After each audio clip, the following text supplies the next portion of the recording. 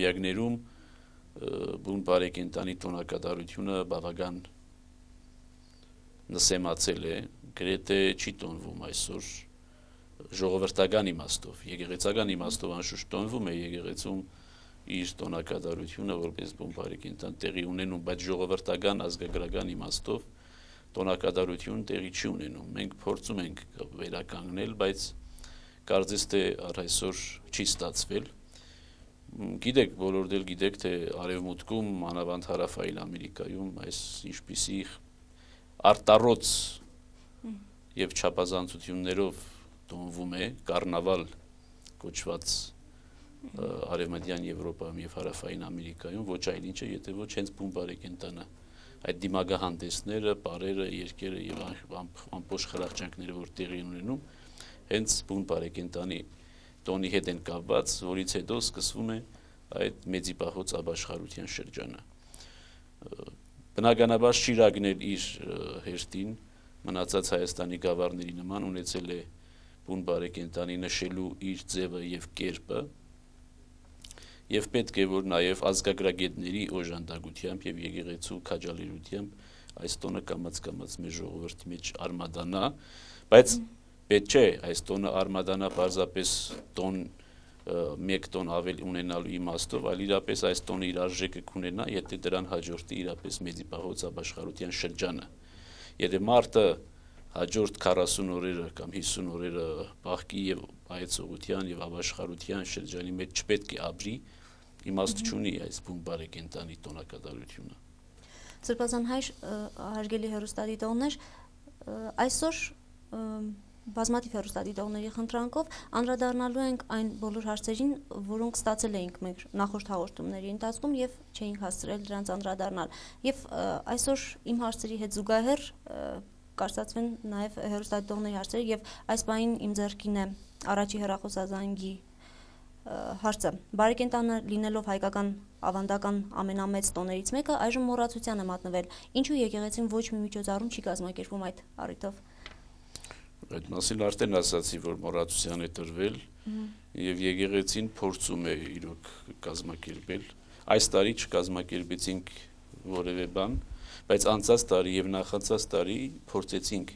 կազմակերպել ուրախ տոնախմբություն, պետք է հիշեն, որ հրաբարակի վրա, կենտրոնական հրաբարակի վրա մենք փորձեցինք կազմակերպել եւ կազմակերպեցինք ուրախ տոնախմբություն եւ 2000 թվականին եւ 2001 թվականին, սակայն ցավոք այդ ժամանակ ժողովրդի այդ մեծ լիարժեք մասնակցությունը չտեսանք եւ չունեցանք եւ մի տեսակ հուսախաբ եղանք եւ փաստորեն միայնակ մնացինք։ Այստեղ միայն եկեղեցին չէ, որ բուն բարեկենտանի տոնակատարությունը պետք է քաջալերի եւ մտցնի, որովհետեւ եկեղեցին ինքը տոնում է բուն բարեկենտանը։ Եկեղեցու տոնակատարությունից հետո, եկեղեցում տոնակատարությունից հետո մնացած ժողովրդական տոնախմբությունը, սա արդեն ազգագրության եւ մշակույթի ծիրի մեջ է մտնում։ Հետևաբար մեր քաղաքի եւ մարզի մշակույթի բաժինները նույնպես պետք է շահագրգռված լինեն այս բուն բարեկենտանի տոնախմբությունը իրապես անցկացնելով։ Ցավոք դուք միասին այս հարցերի շուրջ խոսում եք։ Ես անցած տարիներին, անցած 2 տարիներին մշտապես փորձեցի այդ համագործակցությունը ունենալ, բայց համագործակցություն ասելով ցավոք միշտ ակնկալվում է, որ մենք պիտի վճարենք եւ իրենք որևէ բան պիտի կազմակերպեն, այդպես հնարավոր չէ աշխատել, պետք է փոխադարձ լինի, այսինքն պետությունը նույնպես կամ մշակույթի բաժինները գիտենք, որ ծանր ֆինանսական վիճակում են, բայց պիտի փորձեն այն միջոցները հայթայթել,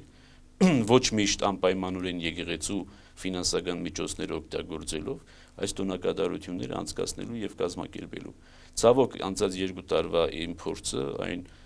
եզրակացության ինձ բերեց, որ փաստորեն մենք այս ժողովրդական տոնախմբությունները անցկացնելու իմաստով միայնակ ենք։ Պետության կողմից, կառավարության կողմից, հենց կոնկրետ մարզային եւ քաղաքային մշակութային բաժինների կողմից թերևս առարգայական պատճառներով, որովհետեւ ֆինանսական միջոցներ չունեն, որևէ օժանդակություն չունեցանք եւ միայնակ մնացինք, կրկնում եմ։ Դրա համար էլ այս տարի մենք նույնպես ֆինանսական նեղ պայմաններում գտնվելու պատճառով չփորձեցինք որևէ բան կազմակերպել, բայց սա միայն եկեղեցու խնդիրը չէ։ Սրբազան հայր, նախորդ շաբաթ տոնեցինք Վարդանանց տոնը։ Այս տոնն էլ փաստորեն եկեղեցին տոնեց, հայտարարվել էր նաև հայ տղամարդու տոն, չէ՞, ու ինչ միջոցառումներ կազմակերպվեցին կոնկրետ։ Դե եկեղեցում, գիտեք, բնական հանդիսավոր պատարակ, արարողություն, մաղթանք եւ նաեւ հոգեհանգիստ է կատարվում բոլոր հին եւ նոր նահատակների, հին եւ նոր զինվորների պատերազմում զոհվածների համար։ Այսինքն եկեղեցին իր պարտքը եւ Վարդանանց հանդեպ եւ բոլոր նրանց հանդեպ, ովքեր Վարդանի անուն են կրում, որովհետեւ Վարդանի եւ մյուս նահատակների անունը կրող տղամարդկանց անվանակոչության օրն է, իր պարտքը հայ զինվորի հանդեպ, հայ ժողովրդի հանդեպ կատարում է իր արարողություններով։ Սա նույնպես վերաբերում է այն ամենին, ինչ որ ասացի, փաստորեն մենք դարձյալ 2 տարի է, սա 3-րդ տարին լինելով փորձեցինք ամեն կերպ հորդորել, թելադրել, կոչ անել, որբեսի այդ Վարդանանց տոնակատարությունը մտնի մեր իրականության մեջ, որբես հայ զինվորի եւ ընդհանրապես հայ տղամարդու տոն, բայց շատ քիչ արձագանք գտնվեց, շատ քիչ արձագանք եղավ եւ իշխանությունների կողմից եւ նաեւ ընդհանուր ժողովրդական լայն խավի կողմից։ Սա պատճառները տարբեր են անշուշտ, մարդիկ, որովհետեւ կապված են ավելի փետրվար 23-ին դեռ շարունակում են իրենց կապվածությունը ունենալ, մյուս կողմից էլ Վարդանանց տոնակատարությունը կենտրոնական իշխանության կողմից, ցավոք, կենտրոնական Երևանի կենտրոնական իշխանության կողմից պատշաճ ուշադրության չարժանացավ եւ կարծեցին, թե սա միայն եկեղեցական տոն է, այնինչ Վարդանանց տոնը եկեղեցական տոն չէ, նաեւ ազգային տոն է եւ եղել է։ Ամբողջ Սփյուռքը Վարդանանց տոնակատարությունը շատ մեծ շուկով է տոնում եւ ընդհանրապես Սփյուռքում այդ օրը հայերը չեն աշխատում, ազատված են աշխատանքից, ոչ աշխատանքային օր է հայերի համար։ Իսկ մինչդեռ Հայաստանում, անկախ ազատ Հայաստանի պայմաններում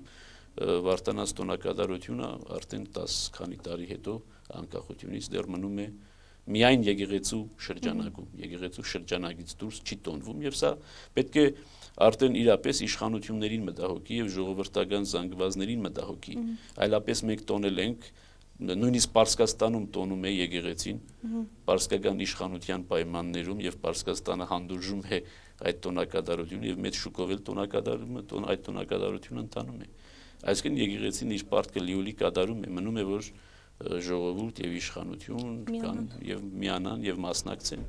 Սրբազան հայր, իսկ ինչու փետրվարի 10-ին, ասենք ինչու ճակատամարտի օրը, չէ, մայիսին, այլ փետրվարի 7-ին էր Վարդանանց 7-ին ներողություն։ Որովհետեւ մայիսին ընդհանրապես հինանց շրջան է, Զատկին հաջորդող 40-օրյա, 50-օրյա ուրախության շրջանն է եւ այդ օրը որևէ սրբի տոն չկա, որևէ սրբի նվիրված տոնակատարություն չկա։ Դրա համար հարմար են նկատել մեր եկեղեցվո հայրերը, հայրապետները, որբեսի դա նշվի մեծի պահոց ուրեմն շրջանից առաջ բուն բարեկենդանից նախորդող 5 շաբթի օրը։ Բայց գիտեք, որ եկեղեցական առումով, եկեղեցական իմաստով կոնկրետ օրերը իրենց այդպես նշանակությունը օրի իմաստով չունեն, այլ տոնակատարությունը կարող է նաև օրի իմաստով փոփոխվել եւ տարբեր օրերի տոնվել։ Այնպես որ մայիսի 26-ը պարտադիր չէ։ Մայիսի 26-ը այո կարող է նշվել որպես ավարայրի ճակատամարտի օր, բայց Վարդանանց նահատակած տոնը, Վարդանանց նահատակած սրբացած Վարդանանց նահատակած տոնը մնում է եւ կմնա բուն բարեկենդանին նախորդող 5 շաբթի օր։ Սրբազան հայր մեր հեռուստադիտողները շարունակում են իրենց հարցերով մասնակցել մեր հաղորդմանը եւ հաջորդ հարցը, թեև արդեն ասացիք, երբ է մեծի սպահքի ժամանակը, խնդրում եմ նաեւ հիշեցնեք, ինչպես պետք է մեր ժողովուրդը պահեն իրենց մեծ սպահքի ընթացքում։ Մեծ սպահքը սկսվում է վաղվանից եւ 42 օր է տևում մինչեւ Ծաղկազարդ, որ այս տարի Ծաղկազարդը մարտի 24-ին է եւ մարտի 24-ին էլ պահքը շարունակվում է, որովհետեւ ավագ շաբաթն է սկսվում եւ մինչեւ մարտի 31, որ Զադիկն է։ Այսինքն մինչեւ մարտի 30-ի երեկոն պահք է վաղվանից սկսած եւ պահքը լուծվում է մարտի 30-ի երեկոյան ճրագալույցի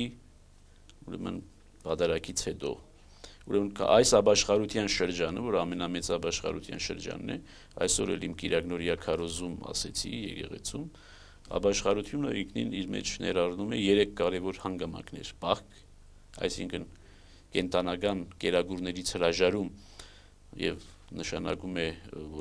որ գրամոլության ախտից հրաժարում եւ մարմնի ուրեմն տգարացումով հոգու ամրացման անհրաժեշտությունը երկրորդ կարևոր պայմանը աղոթքն է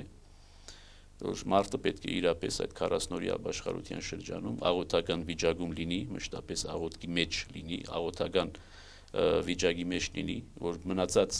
տարվա օրերին գուցե ժամանակը չունի կամ պատճառներ ունի տարբեր բայց այս հնարավորությունն է իրեն այդ աղոթական վիճակը ունենալու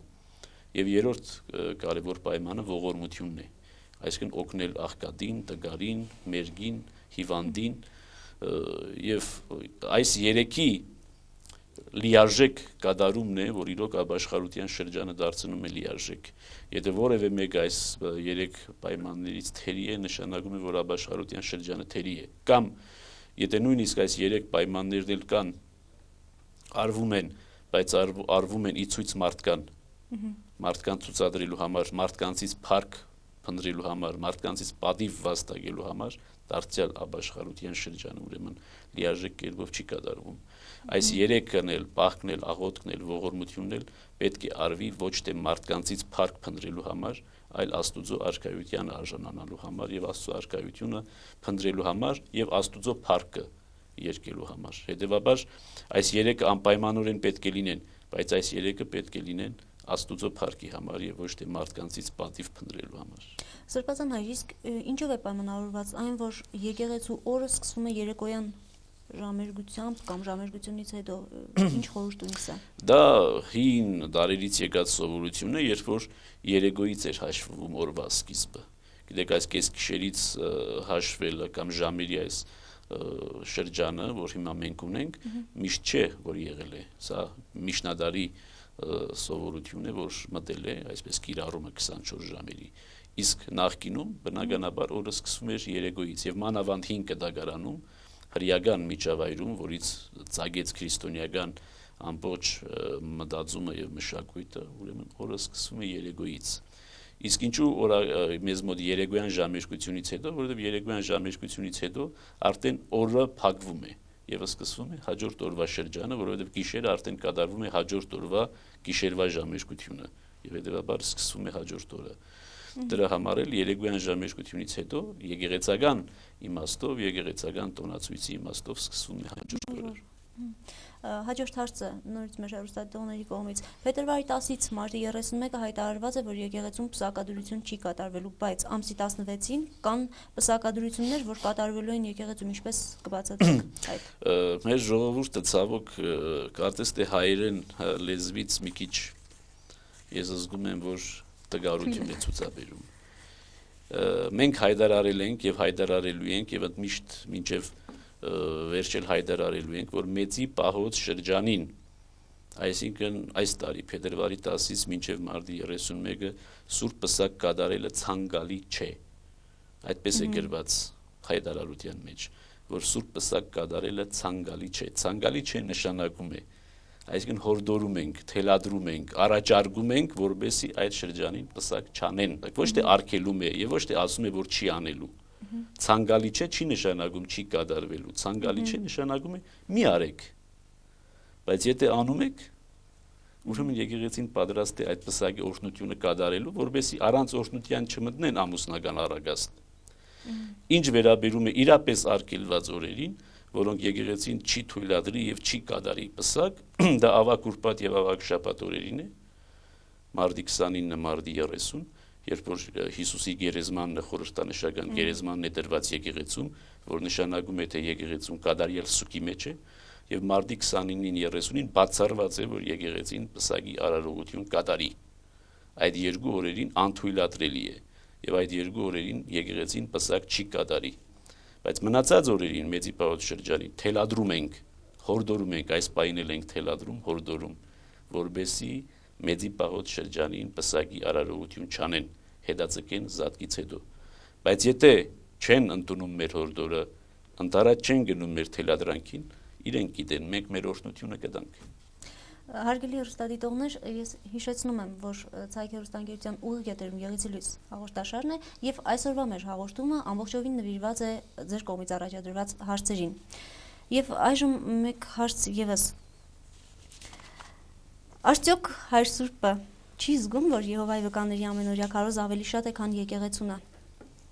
Որտեղ է ավելի շատ։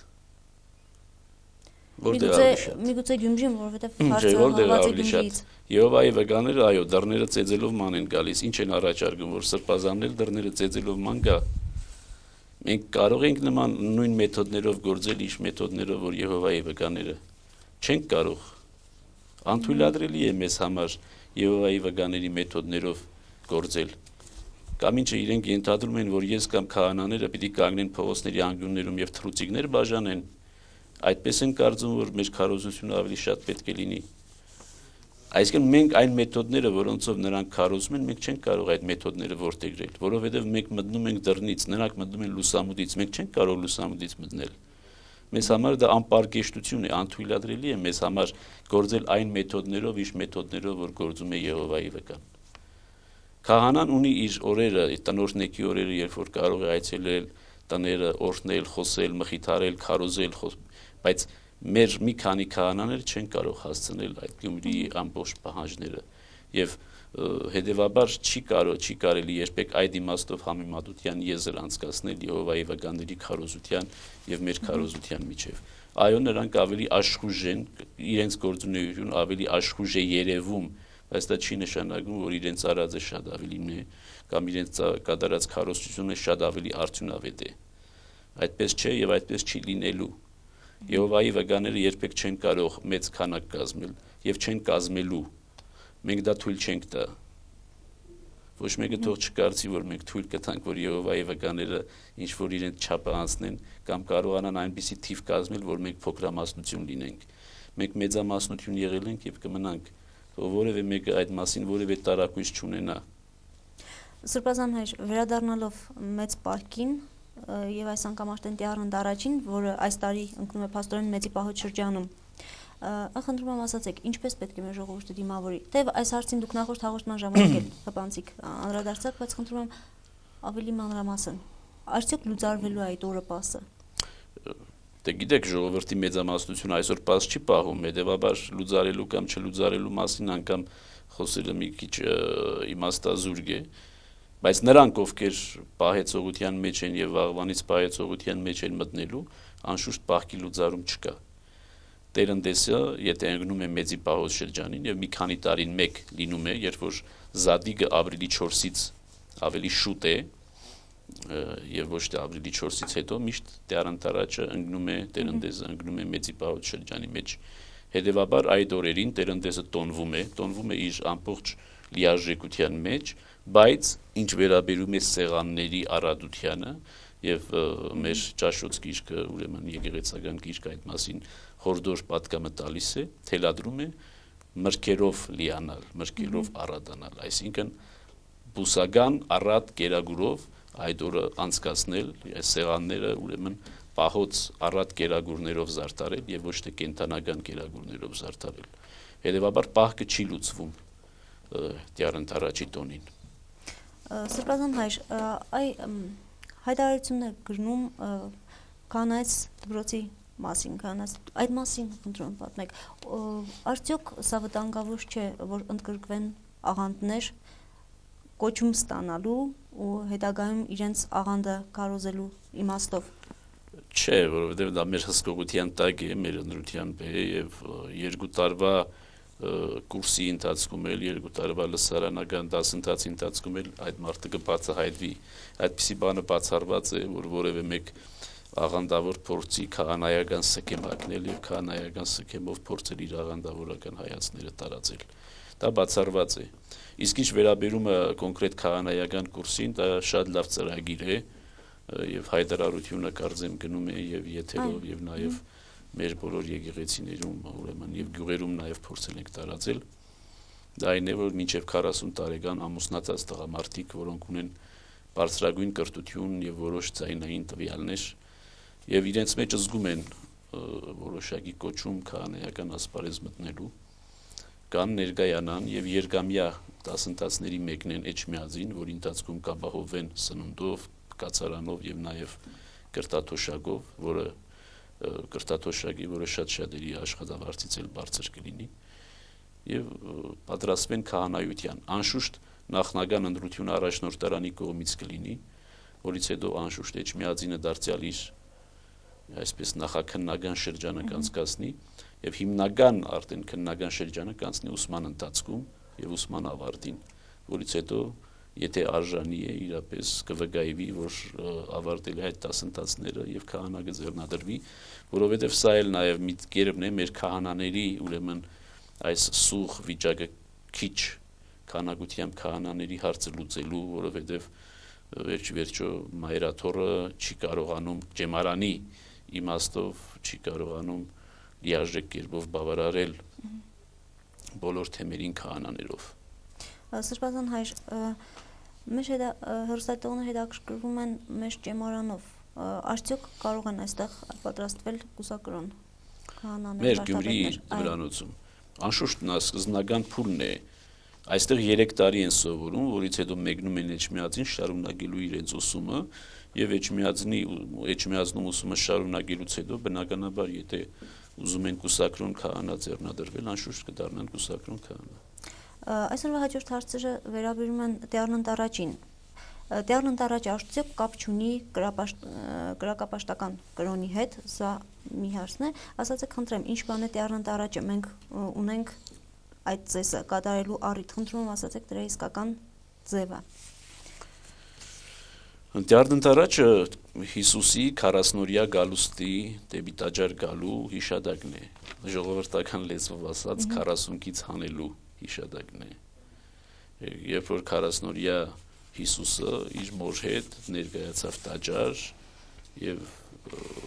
կատարեց այն բոլոր օրենքի պարտավորությունները, որոնք այդ ժամանակ իր վրա դրված էին, իր եւ իր ծնողների վրա դրված էին։ Այդ տոնն է եւ դրա համար էլ միշտ փետրվարի 13-14-ին է, 13 լույս 14-ին է տոնվում, որը հունվարի 6-ից 40 օր հետո է, անշարժ տոն է, արեգագնային տոնացույցով է տոնվում փետրվարի 14-ը, դրա համար չի տեղաշարժվում, ինչպես Զադիգն է տեղաշարժվում, միշտ անշարժ է։ Եվ ուրեմն այդ տոնը Քրիստոսի տաճար գալու հիշատակն է։ Անշուշտ այդ օրերին, այդ շրջանին հնում հայերի մոտ եղել է կրակապաշտական տոնակատարություն, գարնան գալու իմաստով, գարնան մոդալոտ գալու իմաստով եւ այլն։ Եվ այդ կրակի կամ այսպես ասած կրակի միջոցով լույսի պաշտամունքը քրիստոնեությունը փոխանցել է իրական լույսին, իրական կրակի պաշտամունքին, որ է Քրիստոս։ Հետևաբար չպետք է տեսնել այն, ինչ որ տեղի ունենում Տերնդեզի ժամանակ կամ Տեառնընտառաջի ժամանակ այն լույս տանելու, եկեղեցուց լույս տանելու սովորության մեջ կրակապաշտական ոչինչ չկա,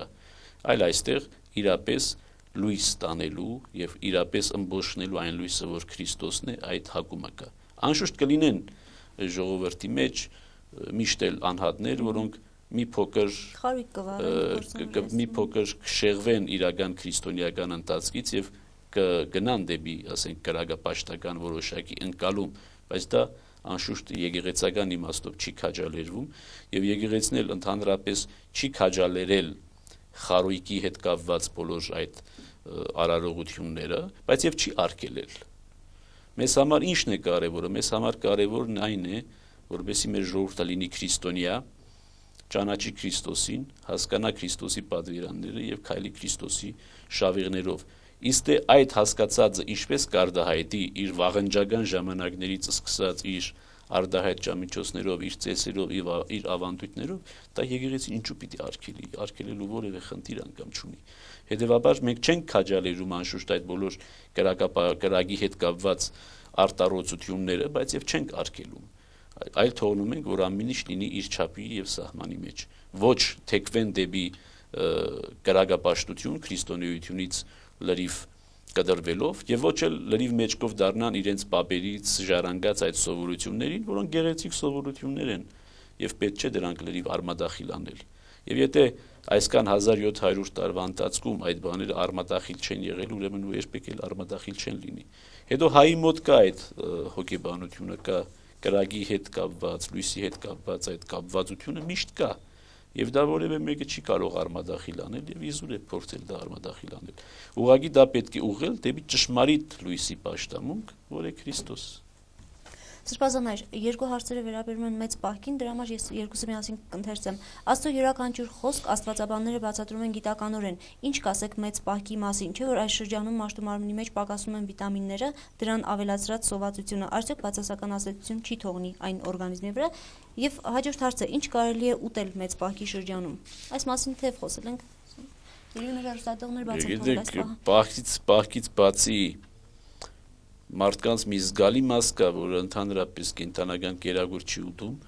բուսակերություն է դավանում, չէ՞, բուսակերություն է դավանում, եւ նրանք երբեք չեն դժգոհել եւ չեն դժգոհում վիտամինների պակասությունից։ Բուսական կերակուրների մեջ էլ կան բոլոր այն վիտամինները մարդու համար անհրաժեշտ,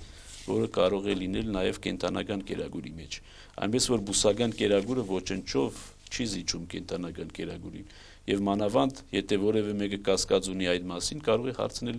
այդ պրոֆեսիոնալ բուսակերներին եւ նրանք կասեն, որ իրենք ընդհակառակը ոչ թե որևէ կերպ վատ են զգում, այլ շատ առույգ են եւ նույնիսկ երբեմն նաեւ շատ ավելի երկարակյաց, քան ուրեմն միս ուտողները։ Իսկ ինչ վերաբերում է մեծ պահքի շրջանին, ինչ կարելի է ուտել ամեն ինչ որ բուսական է, ինչ որ կենտանական ծագում չունի, ինչ որ բուսական ծագում չունի։ Այսինքն մսից բացի չի կարելի ուտել նաև կաթնեղեն, չի կարելի ուտել ձկնեղեն, չի կարելի ուտել ձու։ Սրբազան հայր, վերջին հարցը, քանի որ մեր եթերաժամը մոտենում է ավարտին, ամուսնալուծված կինը 3 անջապայծ երեխաների մայրը ցանկանում է իմանալ, կարող է հերթագրվել եկեղեցում օգնություն կամ նպաստ ստանալու համար։ Ամուսնալուծված լինել կամ չլինելը մեզ համար դա խնդիր չէ, մենք այդ հարցով չենք զբաղվում այն պարագային, երբ որ նպաստի բաժանելու հարց կա։ Եթե մենք նպաստ ունենք եւ կարող ենք բաժանում ենք անկախ մարդու իր կարգավիճակից ամուսնալուծված է կամ ամուսնացած չի եղել ընդհանրապես կամ միայնակ մայր է, այդ մանրամասնությունների մեջ մենք չենք մտնում։ Բայց այս պահին կարող ենք հերթագրել, բայց այս պահին իմաստ չունի, որովհետեւ որևէ նյութական օժանդակության հեռանկար չկա այս պահին։ Սրբազան հայր, մանկավար Օլգա Հուրիխանյան երևի իր շնորհակալությունն է եւ երախտագիտությունն էլ հայտնել ձեզ Եղեցի լույս հաղորդաշարի համար։ Շնորհակալություն։ Այսօր այսքանը, սիրելի հեռուստադիտողներ, շնորհակալություն հաղորդման մասնակցության համար, շնորհակալություն հարցերի համար, թեև այս հաղորդման ընթացքում էլ չհասցրեցինք բոլորին անդրադառնալ, բայց հույս ունենք, որ հաջորդ հանդիպմանը դա կլինի փետրվարի 24-ին, ճիշտ է, Սրբազան հայր, մենք կփորձենք լրիվ ձեր հարցերը արտարծել։ Ինձ մնում է հրաժեշտ տալ ձեզ, մաղթելով ձեզ ամենայն բարիք եւ թող ձեր սրտերում լույս եղեցի։ Մի շնորհանդիպում եթերում։ Աստված օգնական, Սրբազան հայր։ Աստված պահապան ձեզ։